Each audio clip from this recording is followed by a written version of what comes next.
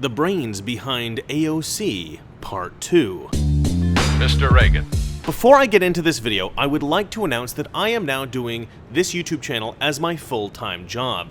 And I have one supporter who has committed to matching all new contributions this week to my Patreon and Subscribestar accounts. So if you contribute $1 a month, that dollar turns into $2. If you contribute $5, it turns into $10. And if you contribute $10, it turns into $20, etc. And this guy says he's willing to match up to $1,000 for the week. Now, this is an insanely generous offer. I mean, he's a really cool guy.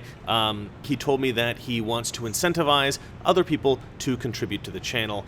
I mean, it's just incredibly generous, and I couldn't be more grateful to him and to you guys. So if you'd like to contribute to my channel, if you like what I'm doing here, consider joining Patreon or Subscribestar and donating $1 or $2. So if you haven't seen my last video, I revealed that Alexandria Ocasio-Cortez, Ayanna Pressley, and Rashida Tlaib were all chosen to run for Congress through an audition process, and I accused the organization that found and ran these candidates, the Justice Democrats, I accused them of running naive candidates, ignorant of politics, and easily controlled. Since posting this video, I think my accusation has been confirmed by even more evidence.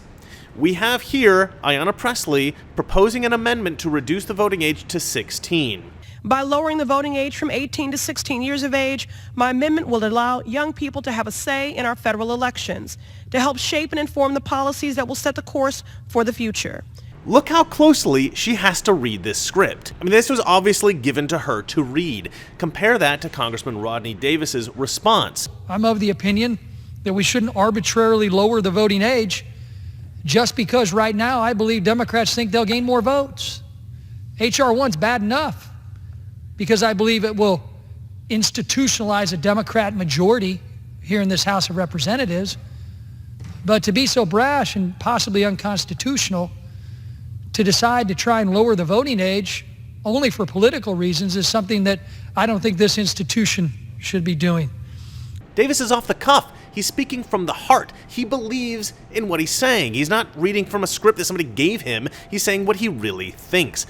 Also, have a look at this, the now infamous incident. Rashida Tlaib accusing Mark Meadows of being a racist. Just to make a note, Mr. Chairman, just because someone has a person of color, a black person working for them, does not mean they aren't racist. And it is insensitive that some would even say it's the fact that someone would actually use a prop, a black woman, in this chamber, in this committee, is alone racist in itself. Of all the people on this committee, I've said it and got in trouble for it, that you're one of my best friends. I know that shocks a lot of people. And likewise, Mr. Chairman. But you are. And I could see and feel your pain. I feel it. Apologize if that's what it sounded like, but I said someone in general. And as everybody knows in this chamber, I'm pretty direct, so if I wanted to say that, I would have, but that's not what I said. I mean, this was priceless. I mean, maybe she wrote this herself and then she's reading it back, but even this accusation of racism looks scripted.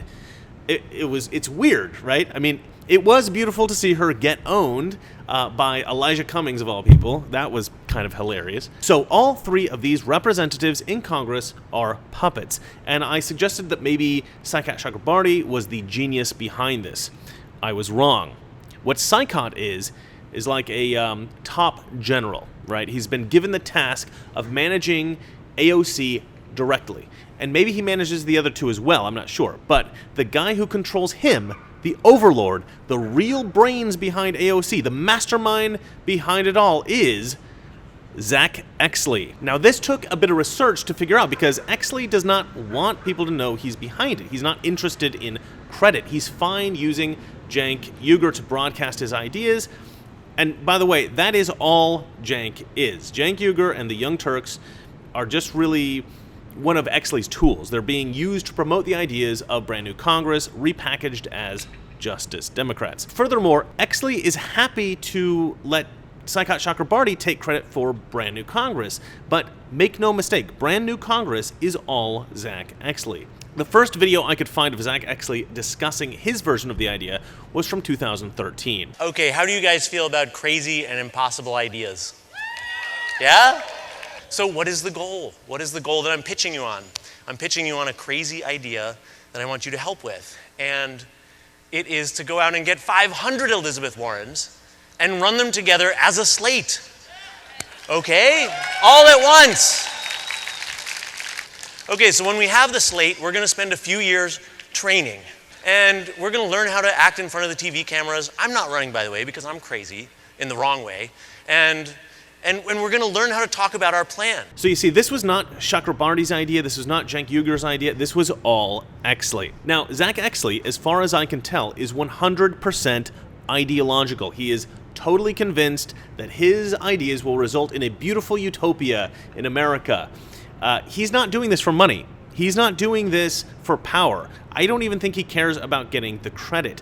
I'm convinced that if he gets everything he wants when socialists have infiltrated every corner of the government, he'd just retire to his modest home with a cat or something and put his feet up by the fire and relax, contented by the knowledge that he was the savior of the world. I don't think Zach is aware of how dangerous his socialist utopia would be. Zach's socialist ideas would give so much power to the government that it would leave the U.S. extremely vulnerable to the usurpation of power by a not-so-benevolent dictator, somebody like Cenk Uygur. Now, because of the video that I put out previously, I was able to actually get in contact with some people who are close to the Justice Democrats. Now, according to the people I spoke to, the Justice Democrats are convinced that they are such good people that no one who shares their politics would ever be corrupted. In the words of one of these contacts, and this sentiment was confirmed by other people I spoke to, these people believe that they will be benevolent dictators. That is exactly what he said. I wrote it down. And that is to me completely mental, but okay. And you know what? Don't be confused by this term, democratic socialist. You know what the name of the first communist political party in Russia was? The party of which Vladimir Lenin was a member? It was called the Social Democratic Labor Party. Calling American socialists democratic socialists is just a way of softening the true motivations and goals of these people. They are not interested in Scandinavian-style socialism, which is a myth, by the way, that doesn't exist. But rather, they are interested in full-blown Soviet-style Marxism. But here's the thing. They want this, but with an even more sinister twist. These people are neo-Marxist. What does that mean? That means that you take a bowl full of communism and you add a heaping ladle full of social justice. You say, we want Marxism, but we also want to clearly define certain racial groups as advantaged and oppressive, and others as disadvantaged and oppressed. Essentially, Zach Exley and his friends have bought whole hog into the leftist delusion that white people are all racist, men are all misogynist, and Christians are all homophobic. And let me be very clear, these people are racists, they are misandrous, they are anti-Christian. They don't realize their own bigotry because their bigotry stems from what they believe is a noble goal, social justice. Now, on to the really important revelations. Back when the Justice Democrats called themselves Brand New Congress, they were not merely intending to unseat incumbent Democrats and replace them with progressives, i.e. socialists. Back then, they actually had a far more devious plan. Yes, they would primary Democrats, but also they intended to run progressive socialists as Republicans in solidly Republican districts with very low voter turnout. The plan was to have the progressive candidate register as a Republican, run the candidate with a grassroots campaign that reached out to the progressive community early, convincing registered Democrats to, switch party affiliation if necessary in order to vote in the Republican primary election, get their candidate elected in the primary, and then watch him or her simply sail to victory as the voters in that district check the box with the candidate with the R next to their name in the general election. Now, if they had done this, Republicans would have been tricked for voting for socialists that they thought were conservatives. Now, the only reason they didn't focus on this more in 2018, I think, is because they teamed up with Cenk Uygur and the Young Turks, and Cenk is obsessed with ridding Congress of establishment Democrats. So it seems like Cenk and Brand New Congress came up with some agreement that they would call their effort, the Justice Democrats, which is the name that I think Cenk came up with, and that they would only primary Democrats in 2018. In exchange, Cenk would promote the hell out of these guys on the Young Turks, which is, the single most influential YouTube network among progressives. But now, Cenk has been ousted from the Justice Democrats, and they're free to pursue whatever course of action Zach Exley wants. I know this all sounds crazy, but yet again, we've got them talking about it on video. Here is Corbin Trent, Zach Exley's right-hand man. So one of my favorite parts of the strategy is that you're going to run in red states, you are going to run Republicans. You guys are all about winning, right? Just like we are. It's got to get the job done. So and working within these parties and infiltrating at the primaries where they're the weakest, that we can actually have the power of the people be represented. And then you have this unified platform. We decided that really the way to do that, instead of forming a third party or doing something like that, the way to do that was to work within the two existing parties and to attack district by district, looking for people that fit that culture of that district. If it's a Republican district like mine, Tennessee 1, then you go into that district and you find people from that Republican culture that can really support wholeheartedly your platform, and you put those people up in midterm primaries where turnout is abysmal. I mean, you're looking at 5% at the low end, and like really exciting. We should frame a medal and give it to your district for turnout is in the mid-20s, right?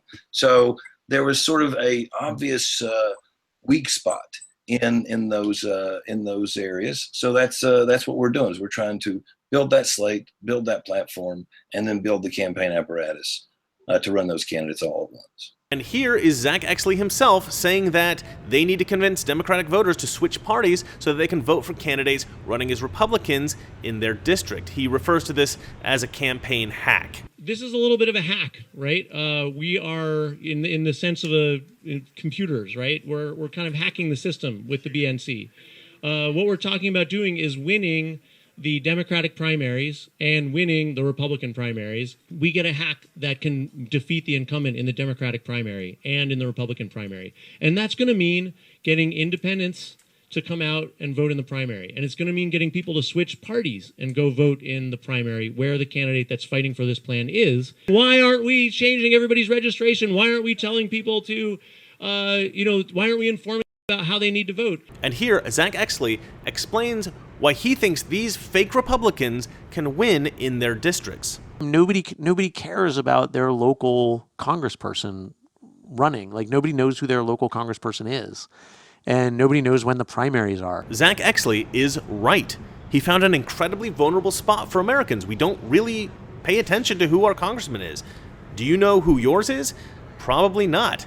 So if his gang can get enough progressives to vote in a progressive with an R next to his name, you'll likely vote for them in the general election with no idea that they're a fake. It's a bait and switch. They promise you a Republican, but they're giving you a socialist. Now, they didn't run fake Republicans in the last election, but I suspect they will soon, either in 2020 or 2022 or 2024. Okay, now if this isn't bad enough, there is another little plot that has been brewing with these guys. In 2016, Zach Exley wrote a book, Rules for Revolutionaries. His co-author on the book was a woman he worked on the Bernie Sanders campaign with. It's this woman, Becky Bond. So we know that after the Bernie campaign, Zach went on to form Brand New Congress, which became Justice Democrats, and he worked to primary congressional incumbents with his own candidates, socialists.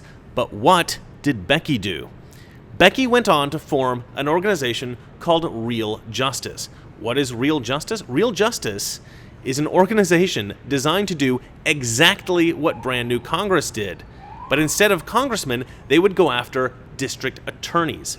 The idea behind Real Justice was to replace all the district attorneys in America with progressives. And presumably these people would be neo-marxists that believed that the justice system was stacked against black people, and they would somehow fix things so that black incarceration rates would go down or something like that. Now, why do I think this is about race? The face of this organization is, and you're not going to believe this, Shaun King. Now, if you don't know who Shaun King is, He's a notorious black supremacist known for constantly accusing white people of being racist, both generally and specifically. He is convinced that white people are horrible and racist, and he basically exists to inspire hatred in black people against white people. So here's a video of Shaun King talking about the Real Justice organization. Well, changing the face of America's district attorneys is how we're going to change the justice system from the inside out. DAs are really the local gatekeepers of the entire justice system. They decide who's prosecuted, how hard they're prosecuted, what sentencing they get. They decide what cases are thrown out or which ones are taken seriously. They're the ones who build cases against police corruption or police brutality. And if we have somebody in office who actually is bothered by these things, or who understands that at the root of mass incarceration is bigotry or racism or white supremacy, when we have people who understand those concepts, it changes the game. And here's the hilarious thing. He's not even really black. He cuts his hair really short and he grows a goatee and he wears those Malcolm X glasses and he affects this kind of a black accent. But according to CNN, not really even black. Shaun King, he is a leading voice for the Black Lives Matter movement.